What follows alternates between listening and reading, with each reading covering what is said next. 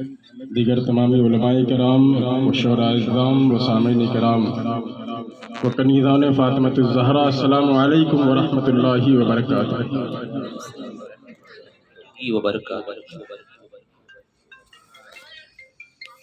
نحمدہ و نصلی علی رسولہ الکریم، اما بعد، فاعوذ باللہ من الشیطان الرجیم، بسم اللہ الرحمن الرحیم۔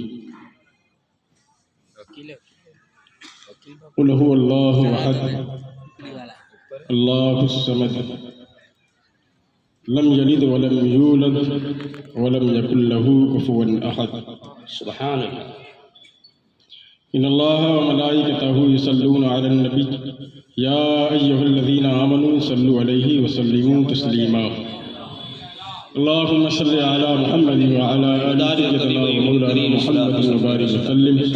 صلاۃ والسلام علیک یا حبیبی یا رسول اللہ صلی اللہ تعالی علیہ وسلم۔ حضرات محترم، آج کے اس عظیم الشان پروگرام کی نظامت کی ذمہ داری میرے سر پہ رکھی گئی ہے۔ سب سے پہلے تو میں گزارش کروں گا ان تمامی حضرات سے جو ادھر ادھر کھڑے ہوئے ہیں، اگر آپ واقعی میں حضور سیدنا مدار العالمین رضی اللہ تعالی عنہ کا فیضان لوٹنے کے لیے آئے ہیں تو جلسے گاہ میں بیٹھیں آ کر کے، اور اگر صرف عرس دیکھنے کے لیے آئے ہیں تو بھائی آپ کو عرس خوب خوب مبارک ہو۔ اللہ آپ کو یہ بھی توفیق دے کہ اللہ کا اور رسول پاک صلی اللہ تعالیٰ علیہ وسلم کا اور رب تبارک و تعالیٰ کے محبوب بندوں کا ذکر سنیں، کیونکہ آج کا یہ پروگرام بڑا عظیم ہے۔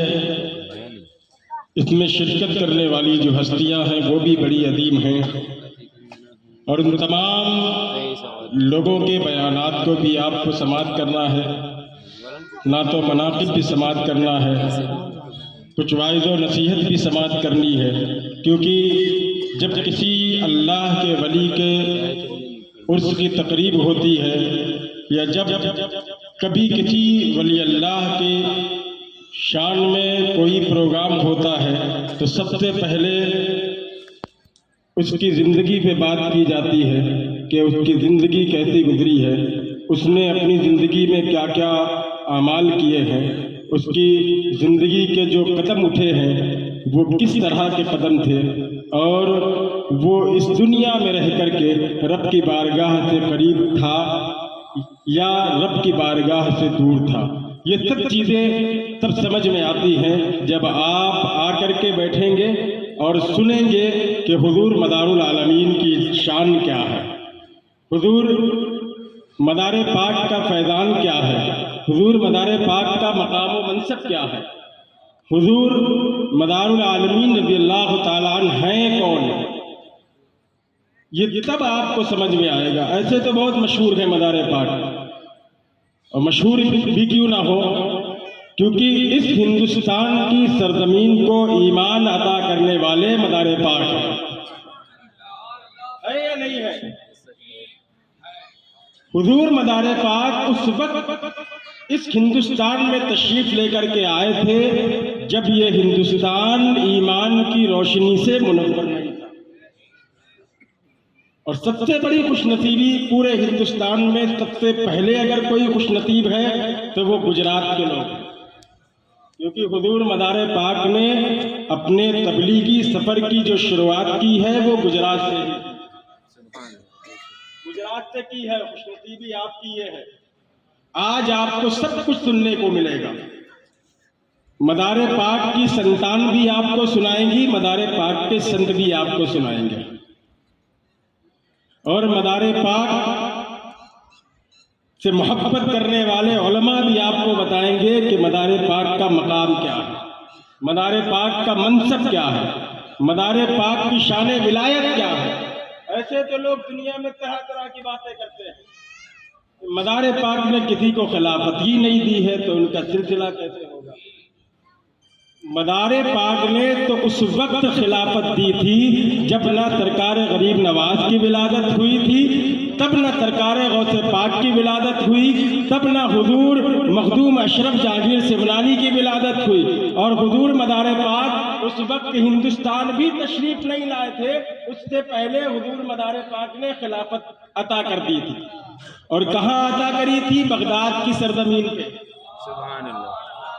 کہاں عطا کری تھی؟ بغداد کی سرزمین۔ واہ سبحان اللہ۔ وہ کہتے ہیں کہ سرکار جمال الدین جانے من جنتی حضور مدار پاک کے پہلے خلیفہ ہیں، لیکن سرکار جمال الدین جانے من جنتی رضی اللہ تعالیٰ عنہ کی ولادت سے پہلے حضور مدار پاک نے ایک عظیم شخصیت کو خلافت سے نوازا، جس کا نام حضور سیدنا احمد بن مسعود ہے۔ سبحان اللہ۔ احمد بن مسعود، ان کی وفات 342 ہجری کی ہے۔ سبحان اللہ۔ 342 ہجری کی ہے۔ ہندوستان کے سفر کے روانہ ہوئے، حضور مدار پاک نے خلافت تقسیم کرنا شروع کر دی، مدار پاک کا فیضان بانٹنا شروع کر دیا۔ بغداد نہیں، ہندوستان بھی نہیں، بلکہ نہ جانے کتنے ایسے ممالک ہیں جہاں حضور مدار پاک کے خلفاء موجود ہیں، بے شمار خلفاء موجود ہیں۔ میں ایک تاریخ بتاؤں کہ صرف ہندوستان میں مدار پاک کی خانقاہیں، چلے گاہیں، تکیے، ان سب کی تعداد تقریباً 3 لاکھ سے زائد ہے۔ سلسلہ مداریہ کی خانقاہیں صرف ہندوستان میں 3 لاکھ سے زائد ہیں۔ سب سنیں گے انشاءاللہ تبارک و تعالی۔ ذمہ داری مجھے دی گئی ہے تو اس کو ذمہ داری کو پورا کرنا ہے، لیکن آپ لوگوں کو میں ایک ذمہ داری دے رہا ہوں۔ میں ذمہ داری یہ دے رہا ہوں کہ جب بھی کوئی آپ کے سامنے تقریر کے لیے آئے یا نعت و مناقب کے لیے آئے، اس کی حوصلہ افزائی آپ کو کرنی۔ کریں گے یا نہیں کریں گے؟ میں نے قرآن پاک کی ایک سورہ تلاوت کی جس میں اللہ تبارک و تعالیٰ کی وحدانیت، اللہ تبارک و تعالیٰ کی خدائی کا پورا ذکر ہے۔ اب میں اپنے پروگرام کا سفر، اپنی نظامت کا سفر شروع کر رہا ہوں پنجتن پاک سے۔ حضرت بیدم شاہ وارثی فرماتے ہیں کہ بیدم یہی تو 5 ہیں مقصود کائنات، بیدم یہی تو 5 ہیں مقصود کائنات۔ بہت سے لوگوں کا اس شعر پہ بھی جلن ہوتی ہے کہ مقصود کائنات صرف ذات رسول پاک کی ہے، صرف رسول پاک کی ہے جن کے صدقے میں اس کائنات کو بنایا گیا ہے۔ لیکن بیدم شاہ وارثی یہ کیوں کہہ رہے ہیں کہ 5 مقصود کائنات ہیں، 5 مقصود کائنات ہیں؟ بس ایک روایت پیش کروں گا، اس کے بعد میں اگلے ناطقہ یا مقرر کو آپ کے سامنے پیش کرتا ہوں۔ بیدم یہی تو 5 ہیں مقصود کائنات، خیر النساء حسین و حسن مصطفیٰ علی۔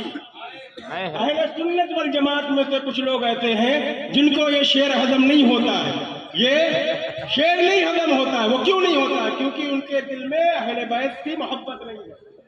اور جس کے دل میں اہل بیت کی محبت ہوگی اس کو مولا علی کا ذکر بھی پسند ہوگا، مولا علی کا نام بھی پسند ہوگا، مولا علی کا نعرہ بھی پسند ہوگا۔ سبحان اللہ۔ میں ایک روایت پڑھتا ہوں، حضرت ابو ہریرہ رضی اللہ تعالیٰ عنہ روایت کرتے ہیں، فرماتے ہیں یا رسول اللہ، حضرت آدم علیہ السلام کی تخلیق کے تعلق سے کچھ بتائیں کہ حضرت آدم علیہ السلام کی تخلیق کس طرح کی گئی۔ میں مختصر میں بیان کرنے کی کوشش کروں گا کہ اہل بیت کا مقام کیا ہے اور اہل بیت مقصود کائنات کیسے ہے۔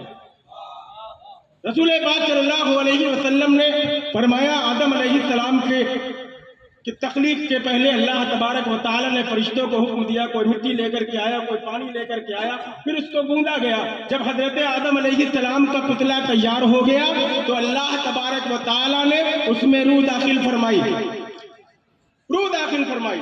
اب حضرت آدم علیہ السلام دائیں جانب کروٹ سے اٹھے، کروٹ سے اٹھے تو دیکھا کہ عرش کے نیچے 5 وجود ہیں، عرش کے نیچے 5 نور ہیں، 5 نور ہیں۔ آپ لوگ سن رہے ہیں نہیں سن رہے ہیں؟ 5 نور ہیں۔ سوال کیا یا اللہ کیا تم نے مجھ سے پہلے کسی کو مٹی کا بنایا؟ مٹی اور نور، اس کو بھی یاد رکھیے گا۔ سوال ہو رہا ہے، میں کتاب کا نام بھی بتاؤں گا کہ کس کی کتاب ہے، اہل سنت والجماعت کے کون عالم ہے اور کب کے عالم ہیں یہ بھی بتاؤں گا۔ آدم علیہ السلام نے پوچھا کیا تو نے مجھ سے پہلے بھی کسی کی تخلیق کی ہے؟ کسی کو مٹی کا بنایا؟ اللہ فرماتا نہیں آدم، تجھ سے پہلے کسی کی مٹی کی تخلیق نہیں کی ہے، تم پہلے ہو۔ کہا یا اللہ یہ جو 5 نور ہے، 5 وجود ہیں، یہ کون ہے؟ یہ 5 وجود ہیں عرش الہی کے نیچے، یہ کون ہے؟ یہ جو رکوع اور سجدے کی حالت میں ہے، یہ کون ہے؟ رب فرماتا ہے آدم یہ وہ ہیں جن کے صدقے میں نے اس کائنات کی تخلیق کی ہے، یہ وہ ہے جن کے صدقے میں نے جنت اور جہنم کو بنایا ہے، یہ وہ ہے جن کے صدقے میں نے اس ساری کائنات کو سجایا ہے، سنوارا ہے، یہ وہ ہے جن کے صدقے میں اے آدم میں نے تجھ کو بنایا ہے۔ سبحان اللہ نہیں بولو گے؟ نہیں بولو گے؟ سبحان اللہ، اہل بیت کا ذکر ہو رہا ہے۔ نعرہ تکبیر، نعرہ رسالت، دم مدار، سبحان اللہ۔ یہ وہ ہے جن کے صدقے میں نے ساری کائنات کی تخلیق کی ہے، اور اے آدم میں نے ان کے نام بھی اپنے نام سے رکھے ہیں۔ رب فرما رہا ہے میں نے ان کے نام بھی اپنے نام سے رکھے ہیں۔ رب فرماتا ہے میں حمید ہوں جس کی حمد کی جائے، میں حمید ہوں، میں نے اسلام کی نسبت سے ایک کو محمد بنایا ہے، ایک کو محمد بنایا ہے۔ میں اعلیٰ ہوں، میں نے اپنے اسلام کی نسبت سے ایک کو علی بنایا ہے، ایک کو علی بنایا ہے۔ میں فاطر ہوں، میں نے اپنے اسلام کی نسبت سے ایک کو فاطمہ بنایا۔ میں محسن ہوں، میں احسان کرنے والا ہوں۔